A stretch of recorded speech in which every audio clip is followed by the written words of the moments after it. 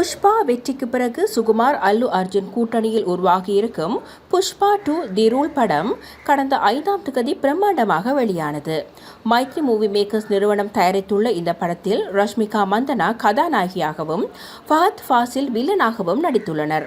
படத்திற்கு தேவி ஸ்ரீ பிரசாத் இசையமைத்திருக்கிறார். பின்னணி இசையில் சாம் CS இணைந்து பணியாற்றியிருக்கிறார்.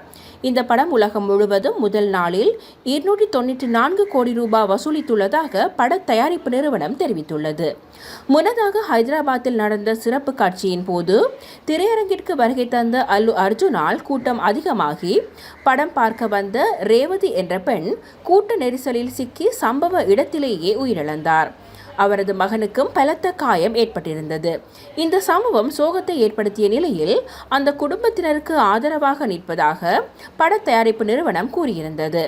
அதைத் தொடர்ந்து அல்லு அர்ஜுன், அவரது பாதுகாப்பு குழு மற்றும் சம்பந்தப்பட்ட திரையரங்கம் மீது ஹைதராபாத் காவல்துறையினர் வழக்கு பதிவு செய்திருந்தனர்.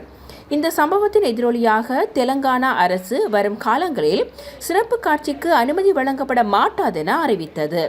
இந்த நிலையில் அல்லு அர்ஜுன் படம் பார்க்க வந்த ரசிகை கூட்ட நெரிசலில் சிக்கி பலியானதற்கு வருத்தம் தெரிவித்து தனது எக்ஸ் பக்கத்தில் வீடியோ வெளியிட்டுள்ளார். அந்த பதிவில், சந்தியா திரையரங்கில் நடந்த சோகமான சம்பவம் என் மனதை உடைத்துவிட்டது.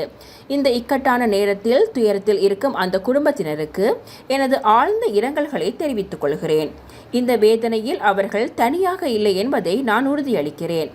விரைவில் அவர்களை சந்தித்து இனிமேல் அவர்கள் பயணிக்க தேவையான உதவிகளை செய்ய உள்ளேன் என குறிப்பிட்டுள்ளார்.